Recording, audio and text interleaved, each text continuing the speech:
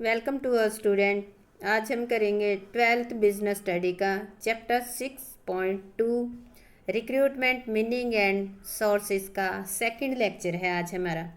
आज के इस लेक्चर में जो है आज हम स्टडी करने जा रहे हैं वो है हमारे एक्सटर्नल सोर्सेज, इसके एडवांटेज और लिमिटेशन।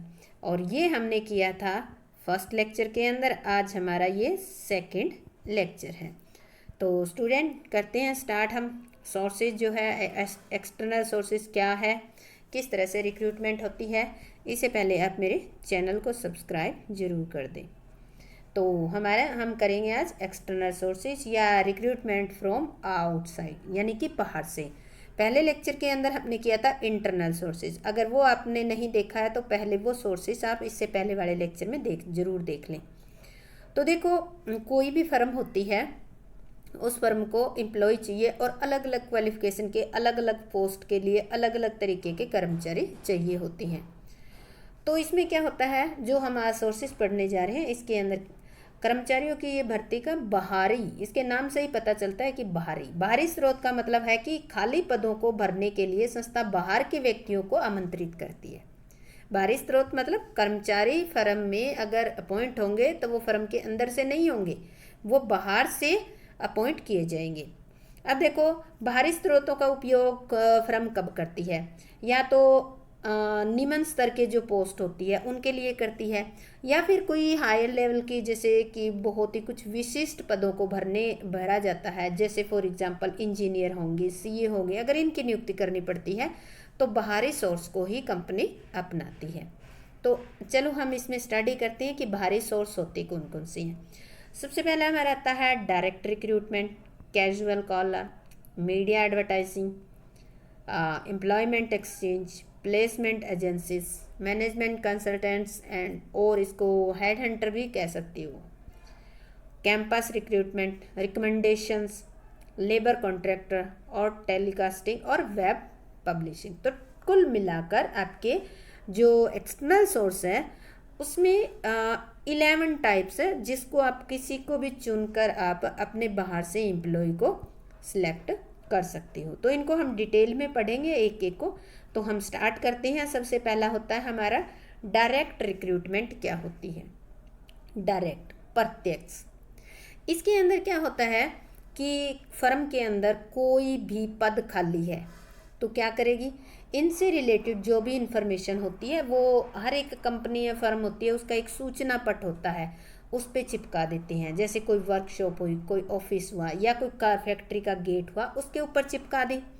और जो इच्छुक व्यक्ति होते हैं वो इन सूचनाओं को पढ़ लेते हैं और कंपनी के अंदर आवेदन कर लेते हैं फर्म के अंदर। पर एक बात ध्यान रखनी होगी, इस तरह से जो नोटिस बोर्ड पर जो नोटिस चिपकाया जाता है रिक्रूटमेंट का, वो ज़्यादातर अनस्किल्ड जो एम्प्लॉय होते हैं उनको ही लेने के लिए चिपकाया जाता है, जो लेबर वगैरह होती है। इन्हें आप कैजुअल और बदली एम्प्लॉय भी कह सकते हो, क्योंकि आज नोटिस देके मान लेते हैं कोई और एम्प्लॉय आ गया, कल कोई दूसरा आ गया, परसों कोई तीसरा, तो इस तरह से। और इनके लिए देखो विज्ञापन देने की कोई ज़रूरत भी नहीं होती। ये वेजेस जो है डेली वेजेस वाले पर्सन होते हैं, उनको इसमें सिलेक्ट किया जाता है। कैजुअल कॉलर क्या होता है? कैजुअल कई बार क्या होते हैं कि जो अच्छी अच्छी कंपनीज होती है उनके अंदर जो एजुकेटेड पर्सन होते हैं वो टाइम टू टाइम आवेदन भेजते रहते हैं, इस विचार से कि जब कंपनी को ज़रूरत होगी तो कंपनी हमें बुला लेगी, यानी कि जब भी ज़रूरत पड़ी तो कंपनी मौका दे देगी। तो संस्थाएं इन व्यक्तियों की एक वेटिंग लिस्ट तैयार कर लेती है, और जैसे ही कोई पोस्ट वैकेंट होती है तो इसमें इन योग्य व्यक्तियों को जो वेटिंग लिस्ट में है उनमें से कोई योग्य व्यक्ति देखकर उसको बुला लिया जाता है। इसमें विज्ञापन की जरूरत नहीं पड़ेगी, सस्ती पद्धति होती है, ना तो इसमें एडवर्टाइजमेंट करना पड़ता, ना सिलेक्शन की प्रोसेस, आप क्वालिफिकेशन देखकर ही इसमें बुलाते हैं। थर्ड आता है मीडिया एडवर्टाइजिंग। बाहर के कर्मचारियों को खोजने का ये बहुत ही प्रभावपूर्ण और इफेक्टिव तरीका है। इसके अंदर सभी क्वालिफिकेशन के व्यक्ति, यानी कि उस स्तर, मध्य स्तर के, ज़्यादा लो लेवल के तो आपको गेट पे ही मिल जाएंगे, पर जो हाई लेवल और जो आपके मिडिल लेवल के जो पोस्ट होती हैं उन पे जो कर्मचारी चाहिए उन लोगों को संस्था की ओर आकर्षित करने के लिए ज़्यादातर एडवर्टाइजमेंट ही किया जाता है। ये एडवर्टाइजमेंट न्यूज़पेपर में, रोज़गार समाचार जो पेपर होता है उसमें, टेलीविज़न में, या कोई न्यूज़ मैगज़ीन होती है उसमें दिया जाता है। विज्ञापन में क्या क्या लिखा जाता है, कितनी पोस्ट की ज़रूरत है, कार्य किस टाइप का है, क्या क्या क्वालिफिकेशन चाहिए, क्या क्या वेजेस दी जाएगी, तो इस तरह से एक पूरी डिटेल तैयार करके और अखबार में छाप दिया जाता है। इससे क्या होगा, संस्था का जो सिलेक्शन का एरिया है वो बढ़ जाता है, क्योंकि इसके फलस्वरूप कर्मचारियों, बहुत सारे कर्मचारी जो है अप्लाई करते हैं और उनमें से ही छंटनी करनी होती है। तो इससे ये होता है कि कई बार समय और धन भी ज़्यादा बर्बाद होता है, कारण कई बार आवश्यकता से ज़्यादा ही एप्लीकेशन आ जाती है, उनको छंटनी करने में, बुलाने में ही इतना टाइम लग जाता है। तो ये इसका थोड़ा सा एक ड्रॉबैक है, अदरवाइज़ ये बहुत अच्छा मेथड है। इसके बाद आता है एम्प्लॉयमेंट एक्सचेंज। एम्प्लॉयमेंट एक्सचेंज क्या होता है? हर एक जिले के अंदर सरकार ने एक रोजगार कार्यालय खोल रखा है। वहाँ पर क्या करते हैं, जो इच्छुक, नौकरी लेने के इच्छुक लोग हैं वो अपना नाम रजिस्टर्ड करवा देते हैं।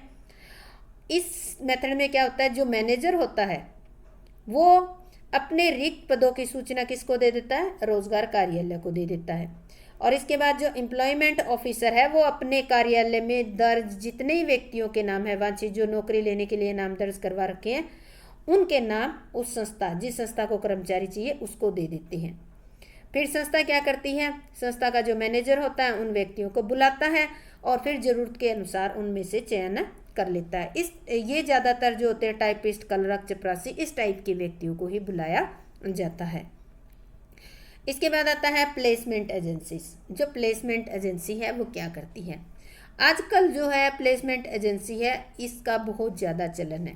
कर्मचारी भर्ती के 12 स्रोत के लिए बहुत ज़्यादा अच्छा काम कर रही है और कंपनीज इनको प्रेफर भी कर रही है। ये क्या करती हैं, निजी लोगों द्वारा, ये कोई सरकारी नहीं होती, निजी लोगों के द्वारा स्थापित की जाती हैं और जो भी नौकरी करने के इच्छुक लोग हैं वो उनमें नाम दर्ज करवा देते हैं और इनके पास उच्च स्तर, मध्य स्तर की जो नियुक्ति प्राप्त करने वाले लोग होते हैं उनके ही नाम दर्ज होते हैं। और अगर किसी संस्था को एम्प्लॉय चाहिए तो ये संस्था की ओर से भर्ती और सिलेक्शन का कार्य भी पूरा कर देती है और इसके बदले में क्या लेती हैं, फीस लेती हैं। तो इनका एक काम होता है, ये डिमांड और सप्लाई होती है जो एम्प्लॉयमेंट की, उसको बैलेंस बनाने में ये कोशिश करती हैं। इसके बाद आता है मैनेजमेंट कंसल्टेंट और हेड हंटर्स। ये क्या होते हैं, आजकल बाजार में प्रबंध परामर्शदाता बहुत उपलब्ध है। ये फर्में मैनेजरियल स्टाफ की भर्ती की विशेषज्ञ होती है, यानी कि जो मैनेजरियल लेवल का स्टाफ होता है उनकी रिक्रूटमेंट की एक्सपर्ट होती है। किसी भी संगठन में यदि कोई भी प्रबंधकीय पद खाली हो जाता है तो उसको भरने के लिए इनकी मदद ली जाती है। ये पहले से ही प्रबंधकीय स्तर के लोगों के संपर्क में रहते हैं, यानी कि जो जो प्रबंध का काम करते हैं इस टाइप के, उनके पहले से ही संपर्क में रहते हैं। अगर किसी संस्था को चाहिए तो ये तुरंत एक दूसरे से कनेक्ट करके और वहाँ पर ये एम्प्लॉय को बता देते हैं कि इस फर्म के अंदर ज़रूरत है। तो किसी भी संगठन द्वारा प्रबंधकों की मांग करने पर उन्हें संगठन के सामने प्रेजेंट कर देते हैं और इस सेवा के बदले क्या लेते हैं, कमीशन, यानी कि फीस लेते हैं। अगला आता है कैंपस रिक्रूटमेंट। कैंपस रिक्रूटमेंट का मतलब है कि जो एजुकेशन इंस्टीट्यूशन है उनके अंदर से भर्ती करने का है। अनेक बड़ी बड़ी संस्थाएं जो होती है, युवा और जो प्रतिभाशाली व्यक्ति हैं उनको प्राप्त करने के इरादे से जो एजुकेशनल इंस्टीट्यूशन है उनसे संपर्क करती है और जहाँ से ऐसे व्यक्तियों को प्राप्त किया वहाँ से, यानी कि इन एजुकेशन इंस्टीट्यूशन से ही जो है एम्प्लॉय को लेती है। जैसे कॉलेजेस होगी, यूनिवर्सिटी होगी और मैनेजमेंट इंस्टीट्यूशन होगी और टेक्निकल इंस्टीट्यूशन होगी। इसके अंदर क्या होता है, हर एक जो यूनिवर्सिटी कॉलेज होती है मोस्टली आजकल उनके अंदर एक प्लेसमेंट सेल होता है और जो भी कंपनी लेना चाहती है तो उस कॉलेज या यूनिवर्सिटी के प्लेसमेंट सेल से कांटेक्ट करके और जो फाइनल ईयर का स्टूडेंट होता है उनका इंटरव्यू लेते हैं और जो उनको योग्य लगता है उनको वो सिलेक्ट कर लेती है। जैसे ही उनकी एजुकेशन पूरी होती है तो उनको वो काम पर बुला लेती है। इसके बाद आता है हमारा रिकमेंडेशन। रिकमेंडेशन क्या होती है? जो कहते हैं ना हम सिफारिश, वही होती है। संस्था में अच्छे संबंध, रिलेशन बनाने के उद्देश्य से कई बार जो संस्था के अंदर काम कर रहे हैं कर्मचारी, वर्तमान में कर्मचारी काम कर रहे हैं, उनकी सिफारिश पे जो है नए व्यक्ति नियुक्त किए जाते हैं। इससे पुराने कर्मचारियों को प्रोत्साहन भी मिलता है, मोटिवेट होता है, और नए कर्मचारियों पर कंट्रोल भी रहता है। तो इस तरह से रिकमेंडेशन के द्वारा भी रिक्रूटमेंट की जा सकती है। लेबर और कॉन्ट्रैक्टर, ये जो होते हैं ठेकेदार, श्रमिकों और प्रबंधकों के बीच की कड़ी का काम होते हैं। किसके? जो ठेकेदार होते हैं वो इन दोनों के बीच कड़ी का काम करते हैं यहाँ पे, यानी कि मजदूरों के इनके पास कॉन्टैक्ट होते हैं और प्रबंधकों को जितने मजदूर चाहिए वो उनको प्रोवाइड करवा देते हैं। तो एक और वे मजदूरों के संपर्क में, दूसरी ओर प्रबंधकों के। जैसे ही प्रबंधकों को श्रमिकों की जरूरत होती है, ठेकेदार उनको सप्लाई कर देते हैं। ये ज़्यादातर जैसे सड़क निर्माण, भवन निर्माण, बागान वगैरह इस तरह के जो काम होते हैं उनके लिए ये मजदूरों को अवेलेबल करवाते हैं। अब आता है टेलीकास्टिंग। आज बड़े संगठन जो है टेलीविज़न पर खाली पदों को प्रसारित करने में प्राथमिकता दे रही हैं, और प्रसारण के दौरान ये खाली पद क्या है, क्या क्वालिफिकेशन, एक्सपीरियंस चाहिए, क्या वेजेस दी जाएगी, कंपनी की जो विशेषता होती है, वो इस तरह की जानकारी है आजकल टेलीकास्ट भी करते रहते हैं। अब आता है वेब पब्लिशिंग। आजकल इंटरनेट भर्ती का जो है एक नया माध्यम उभर कर सामने आया है, और बहुत कंपनियां मोस्टली इसको प्रेफर भी कर रही हैं। इंटरनेट पर भर्ती के लिए एक बहुत सारी आजकल तो वेबसाइट बनाई हुई है, और इन पर प्रार्थियों को जानकारी भी मिल जाती है कि किस कंपनी को, किस योग्यता के व्यक्ति या योग्यता रखने वाले व्यक्ति की कंपनी को ज़रूरत है। जैसे कि www.naukri.com हो गया, freejobalert.com हो गया, clickjob.com हो गया, jobstreet.com हो गया। इस तरह से कई वेबसाइट है, उन पे आप जाओगे तो बहुत सारी कंपनियों के नाम, उनको कितने व्यक्ति चाहिए, किस पोस्ट के चाहिए, क्या क्वालिफिकेशन, पूरी डिटेल आपको वहाँ पर मिल जाएगी। तो ये थे हमारे एक्सटर्नल सोर्सेस ऑफ रिक्रूटमेंट के। अब आते हैं इसकी, देखो कुछ लिमिटेशन भी है, यानी कि हम इसमें एडवांटेज और लिमिटेशन दोनों ही करेंगे। सबसे पहले हम करते हैं एडवांटेज क्या है। सबसे पहला एडवांटेज है क्वालिफाइड पर्सन। संस्था के बाहर से आप लेओगे तो योग्य पर्सन को चुनने का मौका मिल जाएगा, और योग्य पर्सन को ही आप लेओगे। तो इससे एक तो संगठन को फ़ायदा होगा, क्योंकि नया व्यक्ति आ रहा है, नया ज्ञान, नई टेक्निक लेकर आएगा। दूसरा, जो अप्लाई कर रहा है उसको जॉब मिलने का मौका मिल जाएगा। वाइडर सिलेक्शन होता है। बाहर से अगर एप्लीकेशन आएगी तो संख्या बढ़ जाने के कारण जो सिलेक्शन का एरिया ज़्यादा बढ़ जाएगा, तो इससे अच्छी तरीके से जांच पड़ताल करके अच्छे एम्प्लॉय को आप नियुक्त कर सकते हो। फ्रेश टैलेंट आता है, इसमें कोई शक नहीं है। नए नए व्यक्ति नए आधुनिक विचारों के साथ आएंगे संस्था में, तो संस्था को उससे लाभ होगा। कॉम्पिटिटिव स्पिरिट, वर्तमान में संस्था में जो काम कर रहे हैं व्यक्ति, उनके सामने जो फर्म बाहर से कर्मचारी आने वाले हैं उनका आपस में कंपटीशन देखकर, यानी कि फर्म के अंदर बाहर से व्यक्ति, बाहरी स्रोत से एम्प्लॉय लिए जा सकते हैं, तो जो अंदर काम कर रहे हैं पहले, उनमें भी कंपटीशन की भावना आ जाती है। उनको ये लगता है कि अगर काम अच्छा नहीं किया तो हो सकता है कंपनी निकाल कर किसी बाहर के व्यक्ति को अपॉइंट कर ले, यानी कि हमारे से अच्छा काम करने वाले व्यक्ति को कंपनी रख सकती है, तो वो अपनी परफॉर्मेंस में सुधार करती है। तो इस तरह से कंपटीशन की भावना क्रिएट हो जाती है। लेस चांस ऑफ फेवरेटिज्म, एक सबसे बड़ा खास गुण इसका ये है कि बाहर से आने वाले जितने भी एप्लीकेंट होते हैं वो सारे नए होते हैं, किसी के कोई रिलेशन नहीं होते, तो इससे कोई भी पक्षपात नहीं होता। तो ये थे इसके कुछ एडवांटेज। अब हम करेंगे इसकी लिमिटेशन। देखो इसकी कुछ लिमिटेशन भी है।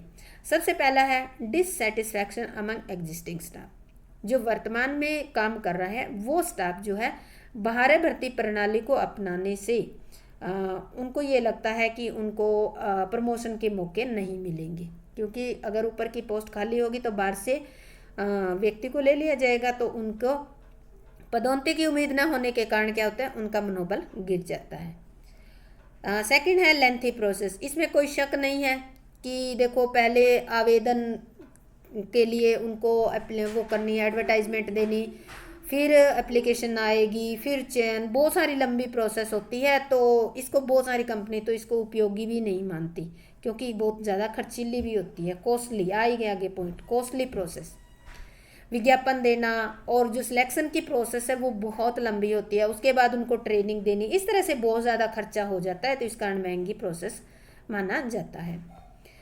चांस ऑफ रॉन्ग सिलेक्शन, बाहरी लोगों के बारे में जानकारी ना होने के कारण हो सकता है अगर एक भी गलत चयन हो गया है, एक भी गलत चयन का संस्था को बहुत बड़ा नुकसान उठाना पड़ सकता है। इंक्रीज इन लेबर टर्नओवर, जब कर्मचारियों को ये जानकारी हो कि उन्हें संस्था में ऊंचे पदों पर प्रमोट नहीं किया जाएगा, तो जैसे ही उन्हें बाहर कोई और मौका मिलता है, कोई और अच्छा ऑफर मिलता है, तो वो तुरंत संस्था को छोड़कर चले जाते हैं। इसका नुकसान क्या होता है, संस्था की श्रम परिवर्तन दर बढ़ जाती है। संस्था में जहाँ पोस्ट खाली होगी फिर नए नए कर्मचारियों को अपॉइंट करना, इस तरह से बहुत खर्चा हो जाता है। तो संस्था की साख में भी कमी आती है और अच्छे व्यक्ति संस्था की ओर आकर्षित भी नहीं होती। तो ये थे हमारा आज का टॉपिक एक्सटर्नल सोर्सेज, इसके एडवांटेज और लिमिटेशन। और इससे रिलेटेड कुछ क्वेश्चन है, ये आप बुक में से कर लेना। तो स्टूडेंट, अगर आपको ये लेक्चर अच्छा लगा, ये समझ में आ गया है, तो लाइक शेयर और सब्सक्राइब जरूर करें। जय हिंद, जय भारत।